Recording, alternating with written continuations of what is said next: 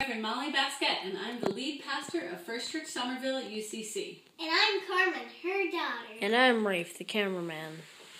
Our church is in a college town, which is mostly young people, but when I got here in 2003, the church was mostly old people. We worked hard, and bit by bit, we built up the body of Christ here on the corner of College and Francesca, and now the inside of our church looks a lot like the outside of our church. It was a group effort to grow our church. Some people went above and beyond the call of duty and grew it the old-fashioned way. We had 14 babies born in 5 months last year. All right, so for count to 3 and then all the hands back away. All right? 1, 2, 3, everybody back away.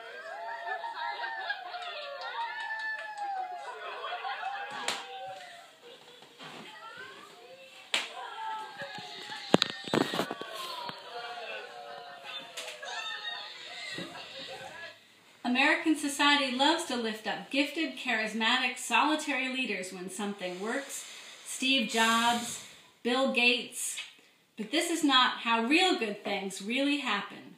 Real good things happen as the result of lots of people working together for the common good. Even though I know this in my soul, I still forget it.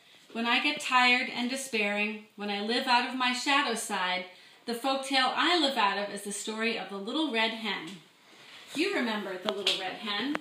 She wanted a loaf of fresh baked bread, so she went around and asked all the farm animals, who will help me plant the seed?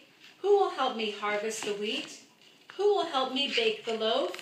And all the farm animals say, not me, not me, not me.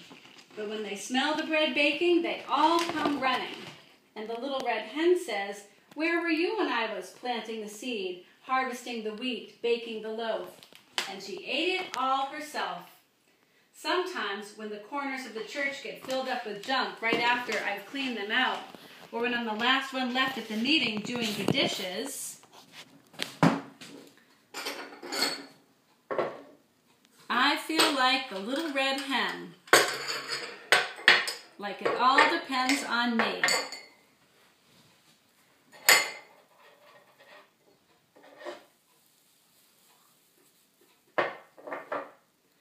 This thing we call worship, the liturgy, means the work of the people. It's not worship if we do it alone. It's not worship if it's the work of one charismatic, solitary leader and everybody knows it. That's just a show. I went to a church in Hawaii a couple of years ago, one of our UCCs. I looked at all the churches on that island, and I picked Koloa Union Church because there was a picture of the congregation on their website, and all the people of every shape and size and age had clown noses on. I know God is going to show up at that church today, I said to myself. That's where I'm going.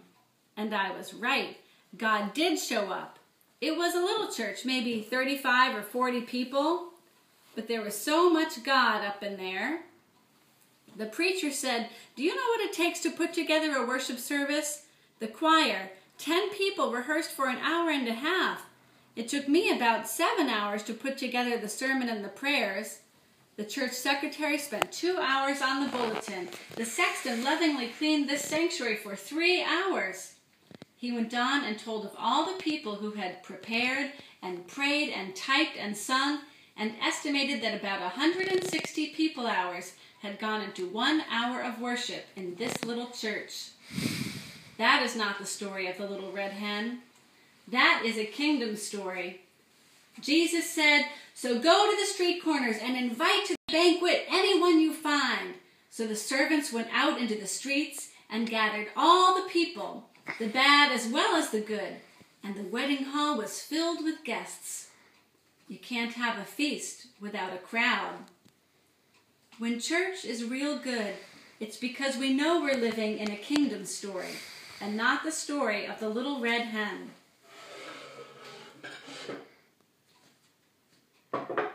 And when the bread gets broken, everybody comes running. Those who helped bake it and those who just need to get fed. That's interdependence. The feeders and the fed.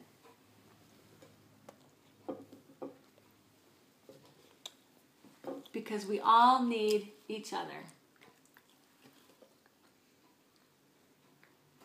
The end. Exclamation point. Mhm.